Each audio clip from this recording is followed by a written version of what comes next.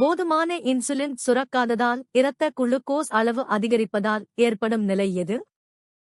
ஏ. AIDS AIDS. B. நீரிழிவு நோய் diabetes மெல்லைட்டிஸ். C. கல்லீரல் சிதைவு சிர்ஹோசிஸ். டி. கொழுப்பு கல்லீரல் ஃபேட்டி லிவர். சரியான பதில் பி. நீரிழிவு நோய் டயபீட்டீஸ் மெல்லைட்டிஸ். கணையத்தில் உள்ள பீட்டா செல்கள் போதுமான இன்சுலினை சுரக்காத போது இரத்தத்தில் சர்க்கரை அளவு அதிகரித்து நீரிழிவு நோய் டயபீட்டீஸ் மெல்லைட்டிஸ் ஏற்படுகிறது. இது ஹைப்பர் கிளைசீமியா என்று அழைக்கப்படும் ஒரு வளர்சிதை மாற்றக் குறைபாடாகும். ஒரு நாட்டில் சூரிய ஆற்றல் கிடைப்பதில் உள்ள ஒரு முக்கிய நன்மை என்ன? ஏ. இது விலை உயர்ந்த ஒரு வரையறுக்கப்பட்ட வளம். பி. இது இரவில் மட்டுமே கிடைக்கும். சி. இது ஏராளமாக கிடைக்கிறது மற்றும் செலவில்லாதது. டி. இதற்கு விரிவான சுரங்க பணிகள் தேவை. சரியான பதில் சி. இது ஏராளமாக கிடைக்கிறது மற்றும் செலவில்லாதது. சரியான விடை சி. சோகஸ்மேலி சூரிய ஆற்றல் என்பது ஒரு புதுப்பிக்கத்தக்க ஆற்றல் மூலமாகும். இது இயற்கையில் தாராளமாக கிடைக்கிறது மற்றும் இதை பெற எரிபொருள் செலவு ஏதுமில்லை. இது ஒரு நாட்டின் ஆற்றல் தேவையை சுயமாக பூர்த்தி செய்ய உதவுகிறது. ஹில் வினையைக் கண்டுபிடித்தவர் யார்? A. Anton van Leeuwenhoek Anton van Leeuwenhoek. B. Robin Hill Robin Hill. C. Louis Pasteur Louis Pasteur. D. Robert Hooke Robert Hooke. சரியான பதில் B. Robin Hill Robin Hill. 2. சரியான விடை ராபின் ஹில் 1939 இல் ஒளிச்சேர்க்கையின் போது குளோரோபிளாஸ்ட்கள் ஒளியின் முன்னிலையில் ஆக்சிஜனை வெளியிடுகின்றன என்பதைக் கண்டறிந்தார். இது ஒளிவினை அல்லது ஹில் வினை என்று அழைக்கப்படுகிறது. மூடிய சுற்றோட்ட அமைப்பு எந்த ஆண்டில் கண்டுபிடிக்கப்பட்டது? ஏ. 1728. பி. 1528. சி. 1628. டி. 1828. சரியான பதில் C. 1628. 5. William Harvey William Harvey என்பவர் 1628 ஆண்டு மனித உடலில் இரத்தம் மூடிய சுற்றோட்ட அமைப்பின் மூலம் பாய்கிறது என்பதைக் கண்டறிந்து விளக்கினார். இவரது தி மோட்டுகார்டஸ் என்ற புத்தகம் நவீன உடலியங்கியலின் வளர்ச்சிக்கு ஒரு முக்கிய மைல்கல்லாக அமைந்தது. நீரேற்றப்பட்ட உப்புக்கு எடுத்துக்காட்டாக படிக காப்பர் சல்பேட்டின் வேதியியல் வாய்ப்பாடு என்ன? A. Cu(O2). B. CuSO4 C. Cus. D. CuSO4. சரியான பதில் பி. CuSO4 சரியான விடை பி. சோகஸ்மேலி நீல நிறத்தில் காணப்படும் படிக காப்பர் சல்பேட்டில் 5 நீர் மூலக்கூறுகள் பிணைக்கப்பட்டுள்ளன. எனவே இது காப்பர் சல்பேட் பெண்டாஹைட்ரேட் என்று அழைக்கப்படுகிறது. இந்த நீர் மூலக்கூறுகளே அதன் படிக வடிவத்திற்கும் நிறத்திற்கும் காரணமாகின்றன. நுரையீரல் வழியாக உடலுக்குள் எந்த வாயு எடுக்கப்படுகிறது? A. Oxygen oxygen. B. Carbon dioxide carbon dioxide. C. Methane methane. D. Nitrogen nitrogen. சரியான பதில் ஏ. Oxygen oxygen. 1. சுவாசம் என்பது செல்கள் ஆற்றலை உற்பத்தி செய்ய ஆக்சிஜனை உள்ளிழுக்கும் செயல்முறையாகும். இது இரத்தத்தில் உள்ள ஹீமோகுளோபின் மூலம் உடலின் அனைத்து பகுதிகளுக்கும் கொண்டு செல்லப்படுகிறது. 2. கார்பன் டை ஆக்சைடு என்பது கழிவுப் பொருளாக நுரையீரலால் வெளியேற்றப்படுகிறது.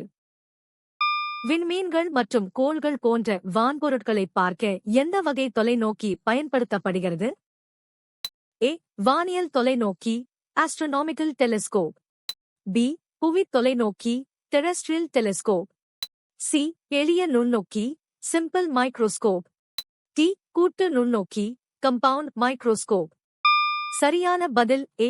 வானியல் தொலைநோக்கி ஆஸ்ட்ரோனாமிக்கல் டெலிஸ்கோப். சரியான விடை வானியல் தொலைநோக்கிகள் விண்மீன்கள் கோள்கள் மற்றும் விண்மீன் திரள்கள் போன்ற மிகத் தொலைவில் உள்ள வான்பொருட்களை பெரிதாக்கி காட்ட பயன்படுகின்றன. இவை பொதுவாக தலைகீழான பிம்பத்தையே உருவாக்கும். இது வான்பொருட்களை ஆராய போதுமானது. சுண்ணாம்புக்கல் சிதைவுறுதல் எவ்வகை வினை? ஏ. வீழ்படிவாக்கல் பிரிசிபிடேஷன். பி. ஆக்சிஜனேற்ற ஒடுக்க வினை ரிடாக்ஸ். சி. வெப்ப உமிழ் வினை எக்ஸோதெர்மிக். டி. வெப்பங்கொள் வினை எண்டோதெர்மிக். சரியான பதில் டி. வெப்பங்கோள் வினை, எண்டோதெர்மிக். 8. சுண்ணாம்புக்கல், கால்சியம் கார்பனேட் சிதைவடைந்து கால்சியம் ஆக்சைடு மற்றும் கார்பன் டை ஆக்சைடாக மாற வெப்ப ஆற்றல் தேவைப்படுகிறது. வெப்பத்தை உட்கொண்டு நிகழும் இந்த வினை வெப்பங்கோள் வினை என்று அழைக்கப்படுகிறது. மீத்தேன் மற்றும் ஈத்தேன் போன்ற குறைந்த ஹைட்ரோகார்பன்கள் இயற்கை வாயுவில் இருக்கும்போது அவை எவ்வாறு அழைக்கப்படுகின்றன? ஏ. திரவ வாயு, லிக்விட் கேஸ். பி. அழுத்தப்பட்ட வாயு, கம்ப்ரஸ்ட் கேஸ். சி. ஈரவாயு, வெட் கேஸ். டி. உலர் வாயு, ட்ரை கேஸ். சரியான பதில் டி. உலர் வாயு, ட்ரை கேஸ். 8. இயற்கை வாயுவில் மீத்தேன் மற்றும் ஈத்தேன் போன்ற குறைந்த கொதிநிலை கொண்ட ஹைட்ரோகார்பன்கள் மட்டும் இருந்தால் அது உலர் வாயு எனப்படும். இதில் எளிதில் ஆவியாகும் திரவ ஹைட்ரோகார்பன்கள் இருப்பதில்லை. 2 சமதள கண்ணாடிகள் ஒன்றுக்கொன்று இணையாக வைக்கப்படும்போது உருவாகும் பிம்பங்களின் எண்ணிக்கைக்கு என்ன நேர்கிறது? ஏ. அது 2 ஆகிறது. It becomes to hood. B. அது முடிவிலியாகிறது. It becomes infinitude. C. அது 1 ஆகிறது. It becomes 1 hood. T. அது பூஜ்ஜியமாகிறது. It becomes 0 hood. சரியான பதில் B. அது முடிவிலியாகிறது. It becomes infinitude. 1. 2 சமதள கண்ணாடிகள் இணையாக இருக்கும்போது அவற்றுக்கிடையேயான கோணம் 0 என்பதால் பிம்பங்களின் எண்ணிக்கை 360 இன் கீழ் 0, 1 என முடிவிலியாக அமைகிறது. ஒளியானது இரு கண்ணாடிகளுக்கிடையே மீண்டும் மீண்டும் எதிரொலிக்கப்படுவதால் எண்ணற்ற பிம்பங்கள் உருவாகின்றன. தனிம வரிசை அட்டவணையின் ஒரு தொடரில் இடமிருந்து வலமாக எலக்ட்ரான் கவர்தன்மை எவ்வாறு மாறுகிறது? ஏ. அது குறைகிறது. பி. அது மாறாமல் உள்ளது. சி. அது அதிகரிக்கிறது. டி. அது முதலில் குறைந்து பின்னர் அதிகரிக்கிறது. சரியான பதில் சி. அது அதிகரிக்கிறது. சரியான விடை சி. சோகஸ்மெலி ஒரு தொடரில் இடமிருந்து வலமாகச் செல்லும்போது அணுக்கரு மின்சுமை அதிகரிப்பதால் எலக்ட்ரான் கவர்தன்மை அதிகரிக்கிறது. இதனால் அணுக்கரு வெளிக்கூட்டில் உள்ள எலக்ட்ரான்களை வலிமையாக ஈர்க்கிறது. உரையில் ஒரு பொருளின் நீளத்தை அளவிட எந்த பொதுவான அளவிடும் கருவி குறிக்கப்படுகிறது? ஏ. அளவிடும் நாடா, மெஷரிங் டேப். பி. எடை தராசு, weighing balance. சி. அளவுகோல், ஸ்கேல். டி. நிறுத்தக் கடிகாரம், ஸ்டாப் வாட்ச். சரியான பதில் சி. அளவுகோல், ஸ்கேல். 5. ஒரு பொருளின் நீளத்தை துல்லியமாக அளவிட பொதுவாக அளவுகோல், ஸ்கேல் பயன்படுத்தப்படுகிறது. இது சென்டிமீட்டர் மற்றும் மில்லிமீட்டர் அளவீடுகளைக் கொண்டுள்ளது. ஏ. அளவிடும் நாடா பொதுவாக நீண்ட தூரங்களை அல்லது வளைந்த பரப்புகளை அளவிட பயன்படும். உலோகங்கள் பொதுவாக அதிக அல்லது குறைந்த உருகுநிலை மற்றும் கொதிநிலையைக் கொண்டிருக்கின்றனவா? ஏ. மிகவும் குறைவு. பி. குறைவு. சி. அதிகம். டி. மாறக்கூடியது. சரியான பதில் சி. அதிகம். 9. உலோகங்களில் உள்ள அணுக்கள் வலிமையான உலோகப் பிணைப்புகளால் பிணைக்கப்பட்டுள்ளதால் அவற்றை பிரிக்க அதிக வெப்ப ஆற்றல் தேவைப்படுகிறது. இதனால் பெரும்பாலான உலோகங்கள் அதிக உருகுநிலை மற்றும் கொதிநிலையைக் கொண்டுள்ளன. டென்ட்ரேட்டுகள் எந்த செல்லுலார் கட்டமைப்பின் ஒரு பகுதியாகும்? A. Cyton, cytin. B. Neuron, neuron. C. விளைவி, எஃபெக்டர். டி. ஏற்பி, ரீசெப்டர். சரியான பதில் பி. Neuron, neuron. சரியான விடை பி. சோகஸ்மெலி டென்ட்ரேட்டுகள் என்பவை நரம்பு செல்லின் நியூரான் செல் உடலத்திலிருந்து கிளைத்துச் செல்லும் குறுகிய இழைகள் ஆகும். இவை மற்ற நரம்பு செல்களிலிருந்து வரும் தூண்டல்களைப் பெற்று செல் உடலத்திற்கு அனுப்புகின்றன. நேர்மின் கதிர்களைக் கண்டுபிடித்த விஞ்ஞானி யார்? A. Goldstein, Goldstein. B. John Dalton, John Dalton.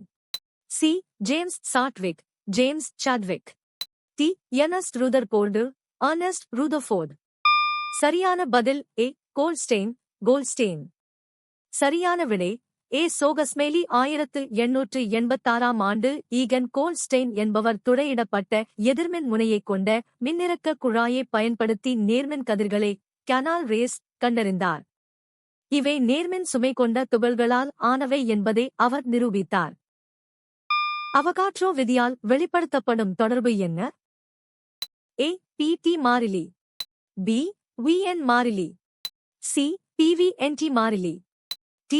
VT மாறிலி. சரியான பதில் B. Vn மாறிலி. சரியான விடை B. சோகஸ்மெலி மாறா வெப்பநிலை மற்றும் அழுத்தத்தில் ஒரு வாயுவின் பருமன் அதன் மூலக்கூறுகளின் எண்ணிக்கைக்கு நேர்த்தகவில் இருக்கும் என்று அவகாட்ரோ விதி கூறுகிறது. இது Vn மாறிலி என்ற சமன்பாட்டால் குறிக்கப்படுகிறது. மற்ற அணுக்களுடன் தொடர்புடைய ஒரு தனிமத்தின் இணைதிறன் எவ்வாறு தீர்மானிக்கப்படுகிறது? A. அதன் அடர்த்தியால். B. அதன் இயற்பியல் நிலையால். C. அதன் இணையும் திறனால். D. அதன் அணு எடையால். சரியான பதில் C. அதன் இணையும் திறனால். சரியான விடை ஒரு தனிமத்தின் அணு மற்றொரு அணுவுடன் இணையக்கூடிய திறனே அதன் இணைதிறன் வேலன்சி எனப்படுகிறது. இது அணுவின் வெளிவட்டத்தில் உள்ள எலக்ட்ரான்களின் எண்ணிக்கையை பொறுத்து அமைகிறது. எந்த வகையான மூலக்கூறுகள் பரவல் மூலம் செல் சவ்வு முழுவதும் நகர முடியும்? A. நீர் மூலக்கூறுகள் மட்டும். B. வலுவான மின்னூட்டம் கொண்ட அயனிகள் மட்டும். C. சிறிய மூலக்கூறுகள். D. மிக பெரிய புரத மூலக்கூறுகள் மட்டும். சரியான பதில் C. சிறிய மூலக்கூறுகள்.